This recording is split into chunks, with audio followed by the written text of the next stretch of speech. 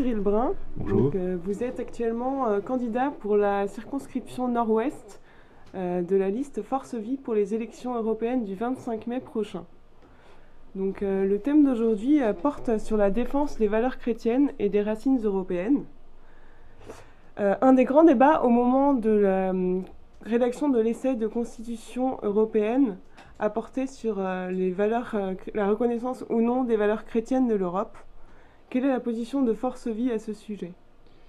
Alors, déjà, la constitution qui avait été préparée par Valéry Giscard d'Estaing a été quand même refusée à 56% en 2005, mais elle n'incluait pas justement ces fameuses racines chrétiennes de l'Europe. Et d'ailleurs, à l'époque, on se souvient bien que l'introduction de ces racines chrétiennes avait été refusée assez fermement par Jacques Chirac et défendue par très peu de personnes, dont Christine Boutin à l'époque. Alors, aujourd'hui, le combat prioritaire de Force Vie, c'est un combat pour la dignité de la personne humaine.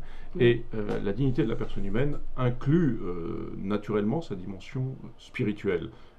C'est son identité, sa personnalité, mais aussi l'identité de la région dans laquelle il évolue. Or, nous ne sommes pas dans un monde fictif, dans un monde virtuel ou irréel. Les racines chrétiennes de l'Europe sont un fait.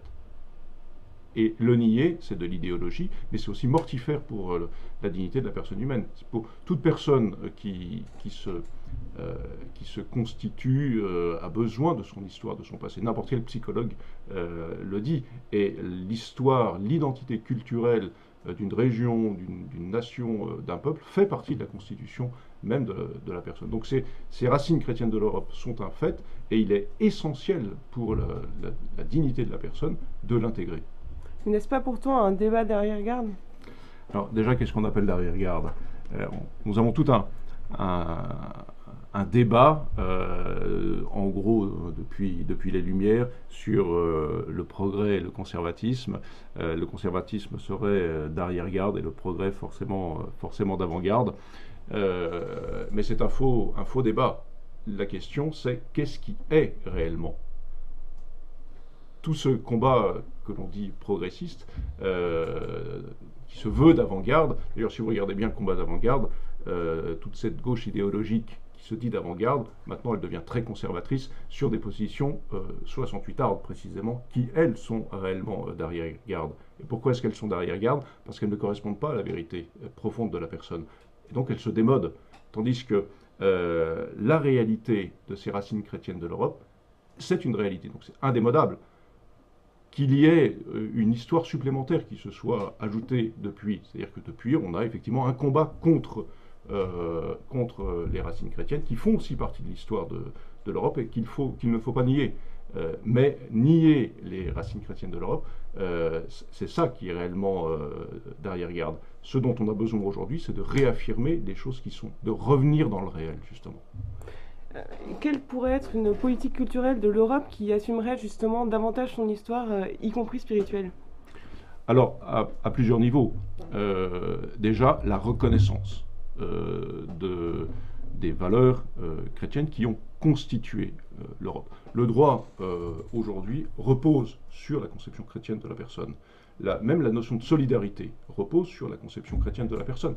Le respect de la personne humaine que l'on a aujourd'hui en Europe et en Occident d'une manière générale, repose, même s'il est de plus en plus biaisé, repose sur les fondements chrétiens. La Rome antique n'avait pas du tout ce genre de considération de la personne humaine. Donc déjà, reconnaître cette réalité-là, la réaffirmer et la remettre en valeur. La remettre en valeur dans la réalité des faits, dans les textes que l'on peut promouvoir, dans les fondamentaux de nos constitutions, de nos lois, mais aussi de notre éducation. Il y a une dizaine d'années un rapport qui a été fait par Régis Debray, qu'on ne peut pas soupçonner d'être pro-chrétien, Oui. s'il en est. C'était un rapport qui avait été, sur l'enseignement des faits religieux, remis à l'époque au ministre de l'Éducation, Jack Lang, et il disait il y a un danger actuel énorme dans les jeunes générations d'être culturellement perdu et de ne plus savoir se repérer dans l'espace culturelle si on ne réenseigne pas le fait religieux. Donc ça veut dire que au lieu de nier l'histoire de ces pierres, au lieu de nier la vérité de nos cathédrales, de nos églises, des processions que l'on a pu avoir dans les rues, etc., qui constituent réellement nos codes de vie implicites du quotidien, il faut qu'on se les réapproprie. Et c'est extrêmement important parce que on ne peut accueillir l'autre. Aujourd'hui, c'est vraiment la grande mode. Hein, il faut accueillir l'autre. Mais on ne peut accueillir l'autre que si on sait réellement qui on est. Et aujourd'hui, on ne le sait plus. Donc ce serait la deuxième chose, c'est se réapproprier cette histoire, ce fait religieux comme une réalité. Et puis, se rendre compte de la richesse que c'est. Quand même, les universités, c'est un développement chrétien. Si l'Europe s'est couverte d'universités, c'est dans le cadre de la réflexion chrétienne. Donc il y a aussi une ouverture intellectuelle extrêmement importante. Et puis, je pense que nous avons également une politique extrêmement importante à mettre en œuvre, une politique étrangère, notamment dans la défense, le soutien des chrétiens d'Orient, notamment. Parce que ce sont quand même des civilisations qui se regardent, parfois qui s'affrontent, mais qui ont réellement, qui se situent dans deux univers différents. Et nous avons un intérêt culturel important à défendre ces chrétiens d'Orient qui sont nos frères et qui représentent aussi notre culture en Orient, justement. Et puis, un autre point, lutter contre la christianophobie qui est en train de se développer. Alors là, il suffit de regarder l'actualité, quand les médias veulent bien nous la donner, d'églises détruites, de cimetières chrétiens saccagés, de profanation. On en parle un peu quand même, mais oui. Voilà, mais relativement peu, malgré tout. Et en général, les ministres de l'Intérieur réagissent prudemment sur la question. Et puis, dernière chose peut-être, la question de la laïcité des institutions européennes.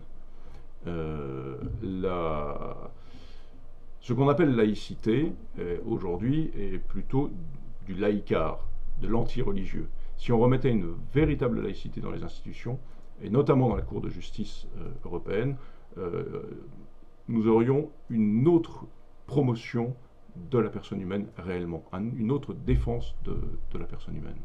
Qu'entendez-vous par réellement laïcité du coup, Alors, la laïcité, ça n'est pas l'interdiction de toute religion. C'est ce qui est en train de se faire de plus en plus. La laïcité, c'est le respect des croyances de chacun et leur permettre de se développer. Dans un cadre, évidemment, qui respecte la dignité de la personne humaine, etc. C'est-à-dire qu'il ne s'agit pas de laisser faire, par exemple, un certain nombre de comportements sectaires qui seraient contraires à la dignité de la personne humaine. Mais c'est laisser, en fait, ça revient à la liberté religieuse et à la liberté de conscience, une véritable laïcité, qui n'est pas, du coup, cette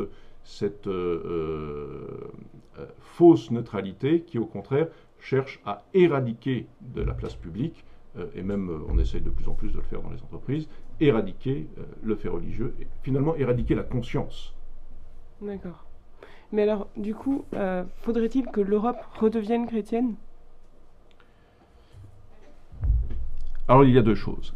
Il y a l'Europe en tant que telle, et puis il y a les Européens. D'accord. Les Européens, encore une fois, c'est de la liberté de conscience, c'est la liberté religieuse, c'est la liberté de choix. Voilà. Il n'est pas question d'une Europe théocratique qui forcerait les personnes à entrer dans la foi chrétienne. Par contre, que les valeurs fondamentales de l'Europe, c'est-à-dire celles qui irriguent l'ensemble des institutions, des lois, des cours de justice, que ces valeurs-là reprennent leur place celles qui sont à l'origine de toute façon de la construction européenne, mais à l'origine aussi de notre histoire, reprennent leur place et leurs valeurs, ne soient pas, encore une fois, éradiquées, ne soient pas poussées vers la sortie, ne soient pas montrées du doigt. Parce qu'aujourd'hui, non seulement on veut supprimer toute référence chrétienne, mais du coup les valeurs qui vont derrière, mais en plus, elles sont pointées du doigt, elles sont mises en accusation, et on se demande bien pour quelle raison. Aujourd'hui, par exemple, le fait de défendre la vie, qui est une valeur fondamentalement chrétienne, le fait de défendre la vie passe pour un comportement sectaire. C'est quand même hallucinant. D'accord. Mais du coup, quelle place serait accordée aux autres religions? L'Europe est d'une histoire chrétienne. Les autres religions qui viennent en Europe sont en fait des personnes avec leur religion qui viennent. Et ça a toujours existé. Il y a toujours eu des juifs en Europe. Il y a toujours eu des musulmans qui sont venus. Mais il y avait une certaine... alors ça se passait plus ou moins bien. Mais il n'était pas question d'éradiquer l'ensemble des religions. Elles étaient là, elles vivaient ensemble. Il y avait un communautarisme qui pouvait être fort, mais ce qui permettait de dépasser ce communautarisme, c'était le sentiment aussi d'être dans une terre qui a accueilli ces religions, et d'être aussi dans une terre qui avait une identité propre. C'est ce que je disais tout à l'heure. À partir du moment où nous savons qui nous sommes, on n'a plus peur des autres. D'accord. Merci beaucoup Cyril Brun pour cet entretien, et merci à tous de nous avoir suivis. Merci. Bonne journée. Merci.